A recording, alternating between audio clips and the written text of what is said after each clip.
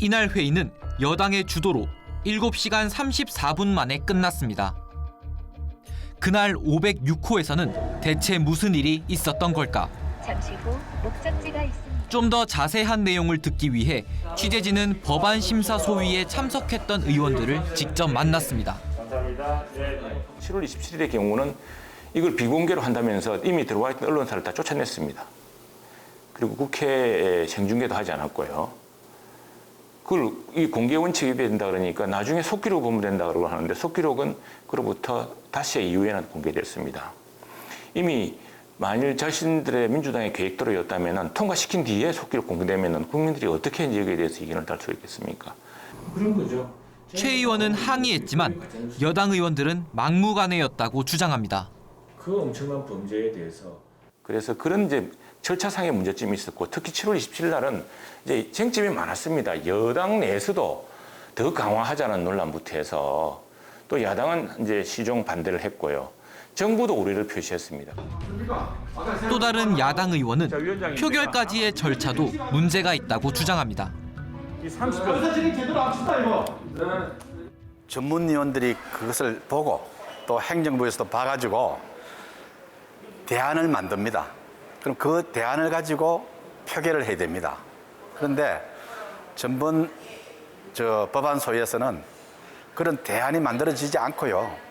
여당 의견만 가지고 이야기를 하다가 공방을 주고받다가 여당 소위원장이 그대로 표결을 했습니다.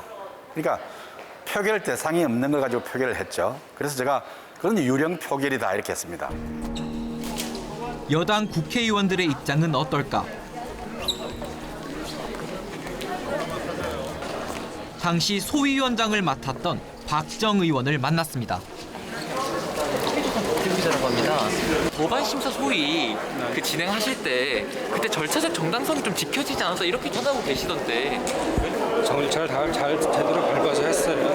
더 이상 할 말씀이 없어요. 그러니까 지금 이제 나오는 얘기들이 법안 심사 소위 안에서 왜 굳이 비공개로 했느냐.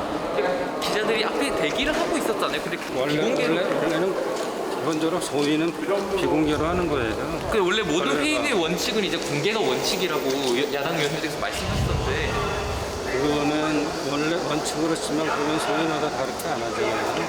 관례로 해서 비공개였고 본인이 의정활동 하시는 거에 대해서는 저희가 공개로 해줬죠. 보도했잖아요. 그 비공개. 박정 의원은 당시 기자들을 내보냈지만 비공개는 아니었다고 주장합니다. 그렇다면 대안 없이 진행됐다는 야당 의원들의 주장에 대해선 어떤 입장일까? 대안이라는 거는 의결을 하고 나면은 자꾸 수정하고 체계 심사하면은 그게 대안이 되는 거예요. 잘 모르셔서 그렇게 하시는 거예요. 전례가 있나요? 원래 그게 대안이 되는 겁니다. 보통은 그걸 잘 모르시고 대안이 없다 자꾸 그러시는데 그게 두들기면 대안이 되는 겁니다. 그 과정에서 문제가 없으셨단 말씀이신 거죠? 아, 그럼요.